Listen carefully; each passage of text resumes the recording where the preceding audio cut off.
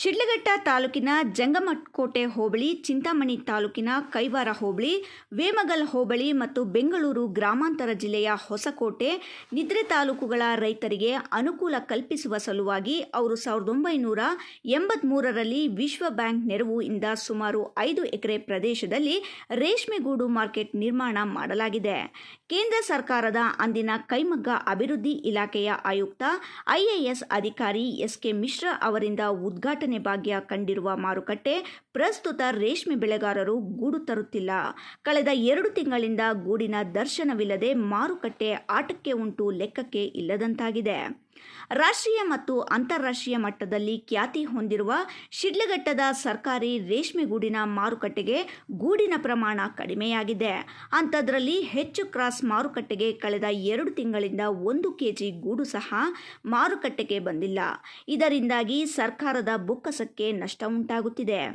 ರಾಜಕೀಯ ರೇಷ್ಮೆಗೂಡು ಬರುತ್ತಿಲ್ಲ. ಆದರೂ ಸಹ ಮಾರುಕಟ್ಟೆಗೆ ಸುಣ್ಣ ಬಣ್ಣದಿಂದ ಕಂಗೊಳಿಸಲಾಗುತ್ತಿದೆ. ಇನ್ನು ಇತ್ತೀಚೆಗೆ ಹೊಡೆದು ಹೋಗಿರುವ ಶೀಟ್ಗಳನ್ನು ತೆಗೆದು ಡಾಂಬರ್ ಶೀಟ್ಗಳನ್ನು ಹಾಕಿ ಶೃಂಗರಿಸಲಾಗಿದೆ. ಮಾರುಕಟ್ಟೆಗೆ ಬರುವ ರೇಷ್ಮೆ ಬೆಳೆಗಾರರಿಗೆ ಅನುಕೂಲ ಕಲ್ಪಿಸಲು ಸಹ ನಿರ್ಮಾಣ ಮಾಡಲಾಗಿದೆ.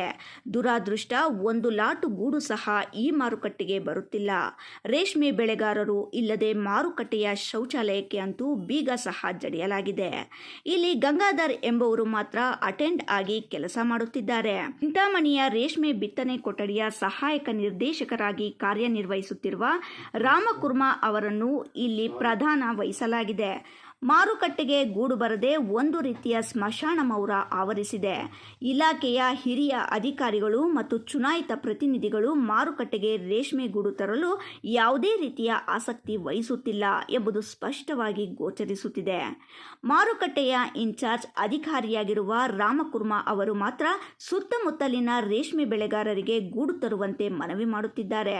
ಆದರೆ ಯಾವುದೇ ರೀತಿಯ ಪ್ರಯೋಜನವಾಗುತ್ತಿಲ್ಲ. ಮುಂದಿನ ದಿನಗಳಲ್ಲಿ ಮಾರುಕಟ್ಟೆಗೆ ಗೂಡು ಬರುವ ನಿರೀಕ್ಷೆಯನ್ನು ಹೊಂದಿರುವ ಅವರು ರೇಷ್ಮೆ ಬೆಳೆಗಾರರಿಗೆ ಪಾರದರ್ಶಕವಾಗಿ ವ್ಯವಸ್ಥೆಯನ್ನು ಕಲ್ಪಿಸುವ ಸಲುವಾಗಿ ಮಾರುಕಟ್ಟೆಯಲ್ಲಿ ಇ-ಬಿಟ್ ಮತ್ತು ಇ-ಪೇಮೆಂಟ್ ವ್ಯವಸ್ಥೆ ಜಾರಿಗೊಳಿಸಲು ಸಹ ಸಕಲ ಸಿದ್ಧತೆಗಳು ಮಾಡಿಕೊಳ್ಳಲಾಗಿದೆ. ಏನೇ ಆಗಲಿ, ಮಾರುಕಟ್ಟೆಯಲ್ಲಿ ರೇಷ್ಮೆಗೂಡು ಇಲ್ಲದೆ ಕೋಟ್ಯಾಂತರ ರು ಬೆಳೆ ಬಾಳುವ ಮಾರುಕಟ್ಟೆ ಇವತ್ತು ಮಾತ್ರ ಅನಾಥವಾಗಿದೆ ಎಂದರೆ ತಪ್ಪಾಗುವುದಿಲ್ಲ. ಸಂಬಂಧಪಟ್ಟ ಇಲಾಖೆ ಅಧಿಕಾರಿಗಳು ಮಾರ್ಕೆಟ್ಗೆ ಗೂಡು ಬರುವ ವ್ಯವಸ್ಥೆ ಮಾಡಲಿ ಅಥವಾ ಈ ಮಾರ್ಕೆಟ್ ಸಂಪೂರ್ಣವಾಗಿ ಮುಚ್ಚುವುದೇ ಸೂಕ್ತ ಎಂಬುದು ಹಲವರ ಅನಿಸಿಕೆ ಆಗಿದೆ. ಎಫ್. ಪಾಷಾ, ರಾಯಲ್ಸ್ ಕನ್ನಡ, ಶಿಡ್ಲಘಟ್ಟ.